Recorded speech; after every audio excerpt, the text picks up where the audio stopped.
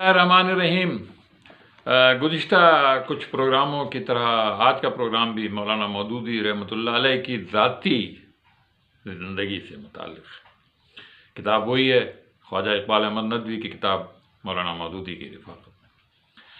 ندوی صاحب نے اپنی کتاب میں ان کی ذاتی زندگی کے متعلق بہت سی باتیں لکھی ہیں جو اب تک یا تو کم سامنے آئی ہیں یا بالکل نہیں آئی ہیں، اور یہ کتاب چونکہ کافی پرانی ہو گئی ہے اس لیے لوگوں کے نوجوان نسل کے علم میں یہ نہیں ہوگا کہ مولانا کی اپنی ذاتی زندگی کیسی تھی۔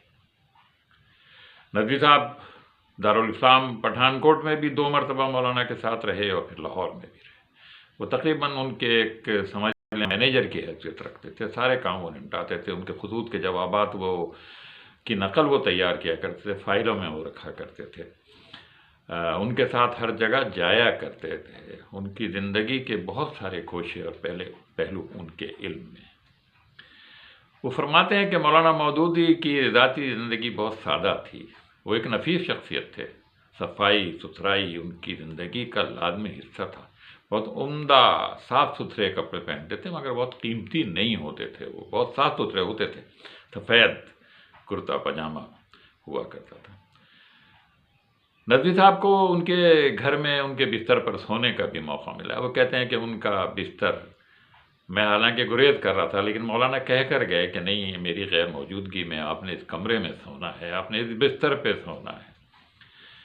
میرا خیال تھا کہ ان کا بستر پہ بہت ہی ایسا نرم و نازک اور آرام دہ ہوگا کہ جس پر لیٹنا جو ہے وہ بڑے بڑے لوگ جس کو استعمال کرتے ہیں، لیکن وہ کہتے ہیں کہ وہ بستر ایک معمولی سی دری اور اس پہ گدا روئی کا اور ایک کمبل یہ تھا، اور میں اس بستر پہ مجھے لیٹنے کی سعادت نصیب۔ وہ کہتے ہیں کہ مولانا مودودی اپنی عام زندگی میں تمام لوگوں کو بالکل اپنے برابر رکھتے تھے، اور بعض مرتبہ یہ ان کو بڑا عجیب سا لگتا تھا لوگوں کو کہ مولانا ہمیں بھی اپنے ساتھ یہ سب ندوی صاحب بھی اور کچھ اور لوگ بھی اکٹھے رہا کرتے تھے۔ تو وہ ذکر کرتے ہیں کہ بعض مرتبہ مولانا نے خود ہمیں چائے بنا کر پلائی اور کہا کہ آپ لوگ یہ چائے ذرا اس کا ذائقہ محسوس کریں۔ کھانا اکٹھے بیٹھ کر کھاتے تھے جس طرح سے اور لوگ ہوتے تھے۔ وہ ذکر کرتے ہیں کہ انہوں نے خود مولانا مودودی کو دارالاسلام کے کچن باورچی خانے کے لیے، چونکہ وہاں لکڑیاں جلتی تھیں، لکڑیاں پھاڑتے دیکھا ہے۔ بعض لوگوں نے مولانا کے ہاتھ سے کلاڑی لینے کی کوشش کی تو انہوں نے منع کر دیا کہ میں بھی کچھ۔ اسی طرح سے وہاں پانی کی قلت تھی تو اس پانی کی قلت دور کرنے کے لیے کنویں سے پانی لانا ہوتا تھا۔ وہ کنواں کافی دور تھا اور وہاں سے مولانا بھی اسی طرح سے پانی بھرا کرتے تھے جس سے ان کے اور رفیق بھرا کرتے تھے۔ وہ بتاتے ہیں کہ مولانا کا کھانے کا ذوق بڑا اچھا تھا، بہت صاف ستھرا اچھا کھانا کھایا کرتے تھے، اور ہم لوگوں کو اتنا اچھا کھانا پکانا نہیں آتا تھا۔ پھر حکیم اقبال حسین صاحب کراچی کے ایک ہوا کرتے تھے، آپ لوگوں کو شاید ان کا علم ہو۔ جب وہ دارالاسلام آئے تو وہ کھانا پکانے کے ماہر تھے، اور انہوں نے جس طرح سے وہاں کھانا پکانا شروع کیا مولانا بھی اس کی داد دیا کرتے تھے۔ وہ کہتے ہیں کہ مولانا کے ہاں جب کوئی مہمان آتا تھا تو اس کی بڑی عزت کرتے تھے، اور وہ مہمان کی جس حد تک بھی ممکن ہوتا تھا۔ مولانا اب عبید اللہ زندی ان کے ہاں آئے، جوش ملیح آبادی ان سے ملنے کے لیے آئے، اور وہ جس طرح سے بھی ان کی میزبانی کر سکتے تھے وہ ان دونوں نے اس کی بہت تعریف کی۔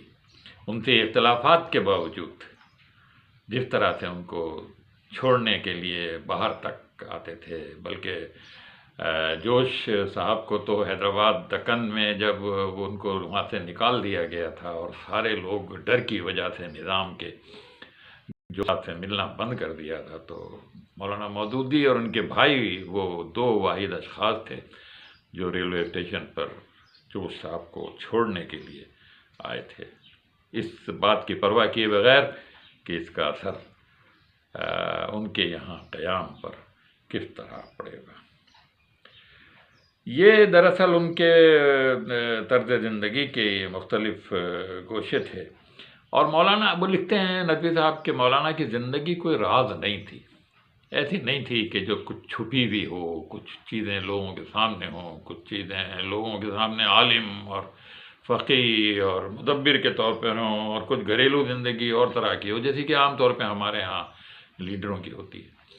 کہہ رہے ہیں ان کی زندگی میں کوئی راز نہیں تھا، کوئی چھپا ہوا گوشہ نہیں تھا، جیسے باہر تھے ویسے ہی اندر تھے، جیسے اسٹیج پر تھے، جیسے مسجد میں تھے، اسی طرح سے گھر میں تھے، اسی طرح سے کمرے میں تھے، اسی طرح سے۔ یہ ان کی شخصیت کا ایک بہت بڑا پہلو تھا کہ انسان میں دو رنگی نہیں ہو۔ ٹھیک ہے، کچھ ایسے اہم کام ہوتے ہیں جن کے کرنے کے لیے اس کو پرائیویسی چاہیے ہوتی ہے، کچھ علیحدگی چاہیے ہوتی ہے، لیکن مولانا اس علیحدگی اور اس پرائیویسی میں بھی رخنہ اندازی برداشت کر لیا کرتے تھے، اور ایسا نہیں تھا کہ ان کے ہاں کوئی پابندی ہو کہ کوئی شخص اندر نہ جائے، کوئی شخص ان کو ڈسٹرب نہ کرے۔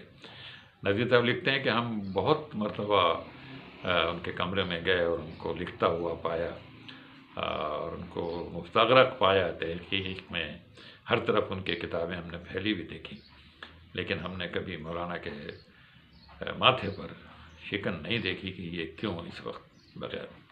یہ تھی ایک بڑے شخص کی ذاتی زندگی۔ انشاءاللہ پھر کسی اور پہلو کے حوالے سے آپ کے سامنے پیش ہوں گے۔